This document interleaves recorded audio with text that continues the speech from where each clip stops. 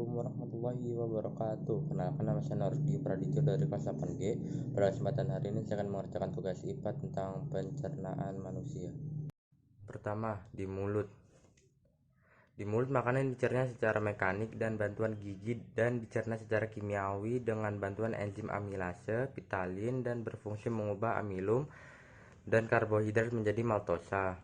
Setelah dicerna dengan gigi, kemudian masuk ke faring-faring menuju ke rongkongan atau esofagus. Di esofagus terjadi gerakan peristaltik, yaitu gerakan meremas-meremas dan mendorong ke lambung.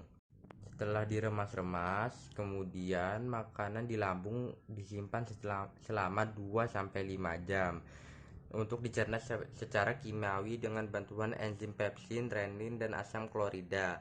Enzim pepsin mengubah atau memecah protein menjadi pepton, kemudian enzim renin memecah protein susu atau kasein, dan asam klorida atau HCl yang membunuh kuman yang masuk bersama dengan makanan. Setelah disimpan di lambung selama 2-5 jam, kemudian makanan sedikit demi sedikit menuju ke usus halus. Usus halus terbagi menjadi 3, yaitu 1. Usus 12 jari atau duodenum, 2. Usus tengah atau jejunum, 3. Usus penyerapan atau ileum. Di usus 12 jari terjadi pencernaan secara kimiawi dengan bantuan enzim amilase, berfungsi mengubah maltosa menjadi glukosa, kemudian enzim tripsin mengubah pepton menjadi asam amino, dan enzim lipase mengubah lemak menjadi asam lemak dan gliserol. Kemudian sari-sari makanan menuju usus tengah atau jejunum yang sudah berupa bubur atau dari kip. Di sini makanan menuju ke usus penyerapan atau ileum. Di ileum ini di bagian dalamnya terdapat jonjot-jonjot atau papilaya yang mengandung kelenjar pembuluh darah. Mengandung pembuluh darah yaitu yang berfungsi untuk menyerap sari-sari makanan dan diedarkan ke seluruh tubuh. Sisa-sisa yang terserap masuk ke usus besar, jadi tidak semua makanan yang kita makan akan menjadi sari-sari makanan.